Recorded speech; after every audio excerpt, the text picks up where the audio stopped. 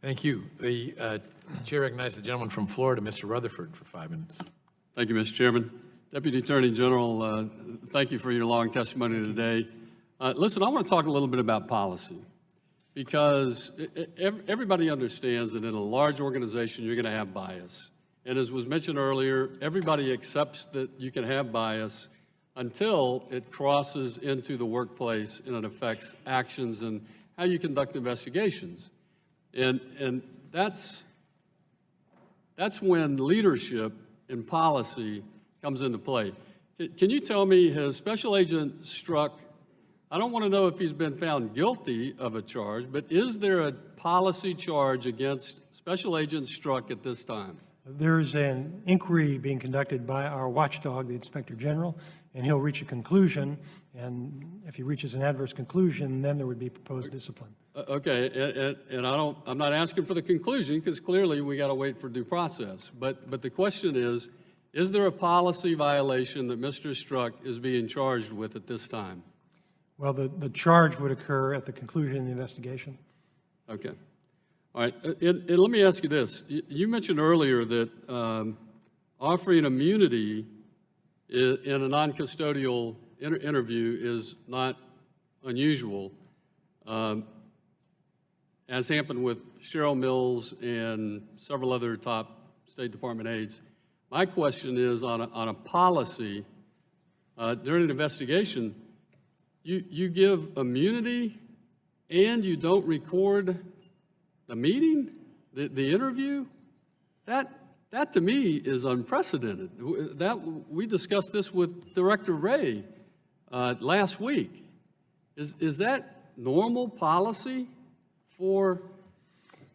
Well, Congressman, as you know, that investigation occurred before I arrived, and so I don't know the details of what decisions were made or why. In my experience, we typically would not record a witness interview.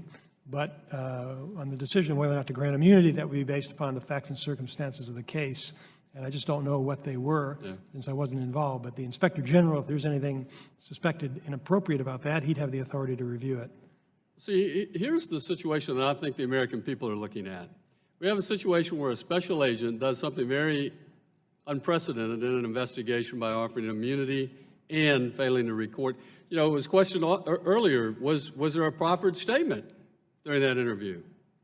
And I don't recall if you said no, but I suspect the real answer is nobody knows, because it wasn't recorded. Well, if there had been a proffer, typically that would have been written down.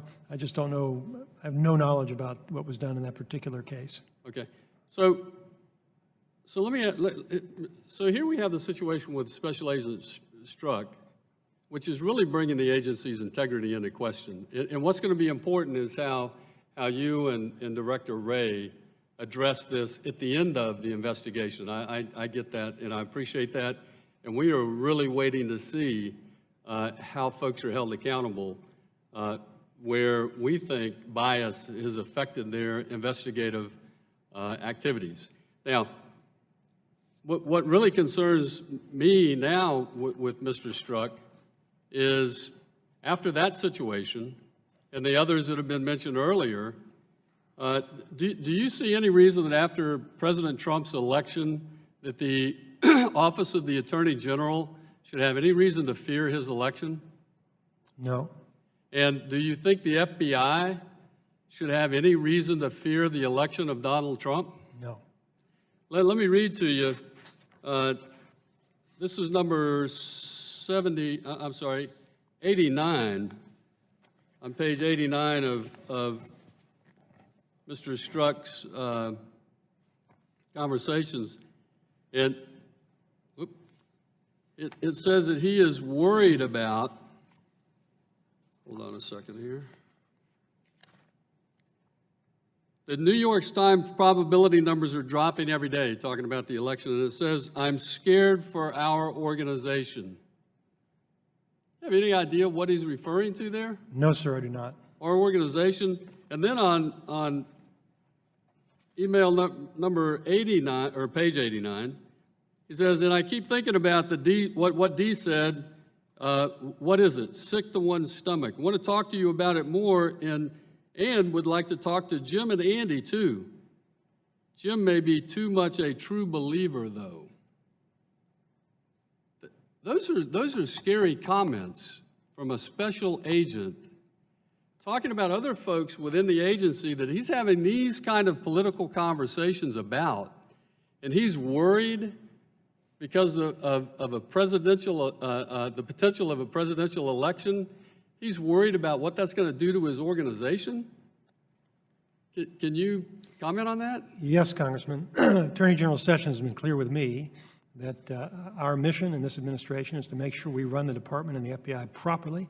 And if information comes to our attention to suggest there's been any wrongdoing, to make sure we conduct an appropriate investigation that includes due process for the folks who are accused of wrongdoing, and take appropriate action if there's an adverse finding. And I think, Congressman, that I've been asked several times this issue about what reassurance we have, and the reassurance is that that's the commitment the Attorney General and I have made. That's reflected by all of this administration's appointees in the Department of Justice, a really superb, experienced team, and in particular, Christopher Wray, whom the President appointed to direct the FBI, who I believe is well-positioned to do a superb job and to promote public confidence in the future. Now, that's all we can do, Congressman, is to commit to you that we will do everything we can in the future to earn and deserve public trust. And in closing, just let me say, if I could take just a moment, Mr. Chairman, I really do appreciate that, and I believe we have the right people in the right seats right now to root this out.